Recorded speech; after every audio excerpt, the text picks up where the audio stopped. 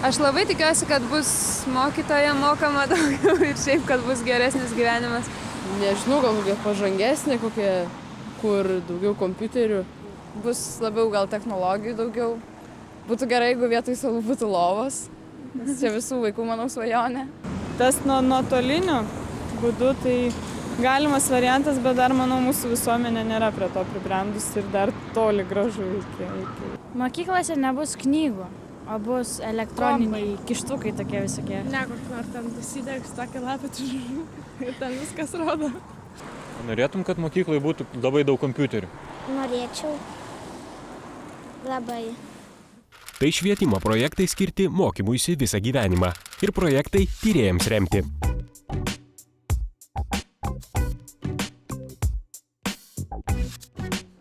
Esame darželio auklėtojų mokymuose, kuriuose darželių auklėtojos mokosi komandinio darbo principų.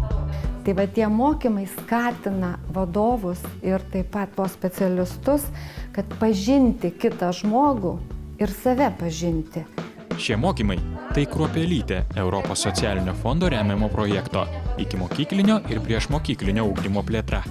Kaip sako projekto rengėjai, šis projektas kaip daugiasluoksnis pyragas. Pirmasis pyrago sluoksnis – motyvacijos, norėjimo keisti skatinimas. Antrasis – žinių suvienodinimo ir pasirengimo kaitai. Ir trečiasis pyrago sluoksnis – naujų ikimokyklinio auklėjimo modelių bei modulių atsiradimas ir išbandymas. Reikia sistemiškai daryti, veikiant visas grandis, nes paprastai projektai buvo šiek tiek mažesni ir jie būdavo daugiau mažiau fokusuojami į vieną kažkokią tai grandį. Bet jeigu tu nori sistemiškai kažką padaryti, reikia veikti visas sistemos grandis, sakykime. Ikimokyklinio bei priešmokyklinio ugdymo programas įgyvendinančių institucijų vadovams, auklėtojams ir priešmokyklinio ugdymo pedagogams projekto metu vykdomi vadybos, ugdymo turinio komandinio darbo mokymai. Bus parengta ir išleista metodinių leidinių. Sukurtas ikimokykliniam ir priešmokykliniam ugdymui skirtas interneto portalas. Ką mes įdieksime vaikams mūsų vadinamuose darželiuose, kokias vertybės, tai tą jie įsineš toliau gyvenimą. Ir už tai labai tikrai džiugu, kad atsirado toks projektas skirtas ikimokykliniam priešmokykliniam ugdymui.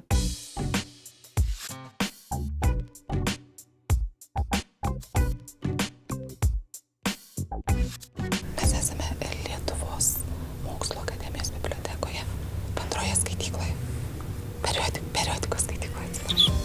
Jeigu rašote rimtą mokslinį darbą apie, kad ir Lietuvos vardo kilmę, štai šiuose lentynose galite rasti tikrai naudingų mokslinių straipsnių tą temą. Čia galite rasti naujausių socialinių ar humanitarinių mokslo publikacijų bei leidinių susijusių su lituanistika kopijų.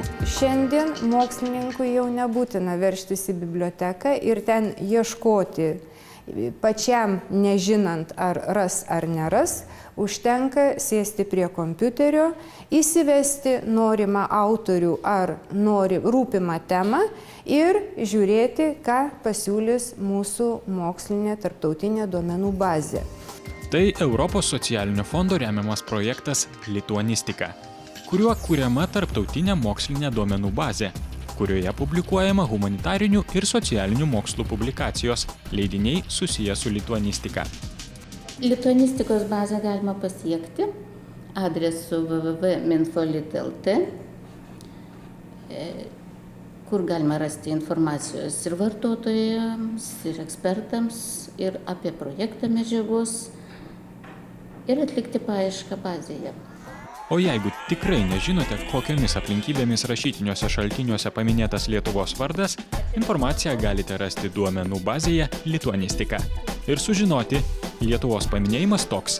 1009 metais Šventas Brunonas, kuris vadinamas Bonifacijus, arkivyskupas ir vienuolis, antrais savo atsivertimo metais Rusios ir Lietuvos pasienyje, pagonių trenktas į galvą, su 18 saviškių vasario 23-ąją nukeliavo į dangų.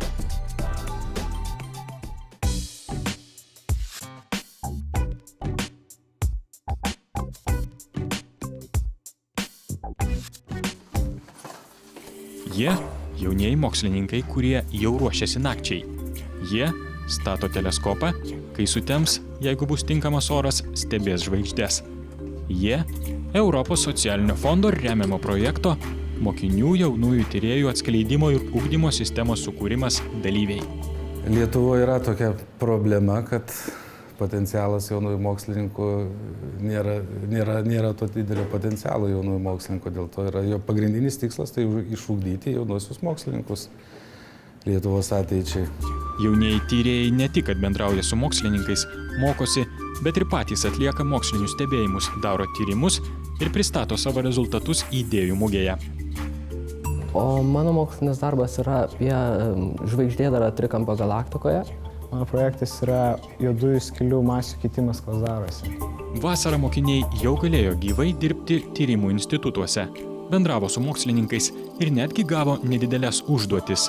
Galėjo pamatyti ir pajausti, koks įdomus ir intriguojantis yra mokslininko gyvenimas. Ir ką gali žinoti, gal ateityje fizikos ar chemijos Nobelio premija atkeliaus ir į Lietuvą.